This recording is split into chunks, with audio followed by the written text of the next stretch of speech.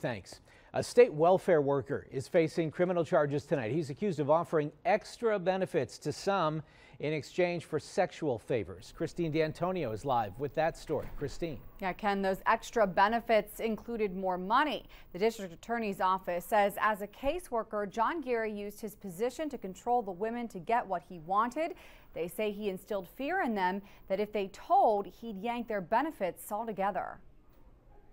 You have a man who's in a position of power over women, and he's not unlike a sexual predator. John Geary, husband, father, and a Department of Public Welfare caseworker for a decade, now held for court on bribery and prostitution charges.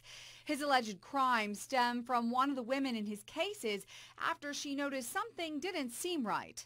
According to this criminal complaint, it was the end of April this year when the victim first initially met her caseworker, John Geary. She met him here at the Department of Public Welfare office in McKeesport. According to this complaint, Geary took her to an isolated part of the office and then asked her very personal questions.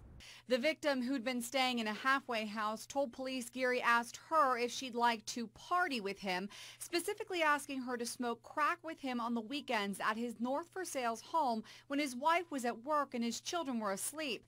Geary reportedly said, quote, "I help girls out who help me," end quote, and went on to say that he could help her with paperwork that would help her get more money and benefits if she'd be willing to perform sexual favors on him. The lights were on inside Geary's home tonight, but no one answered. Neighbors say the family is odd. They've always been a little strange to me. I never really talked to them, but I knew that they were, not the most friendly people. Yeah.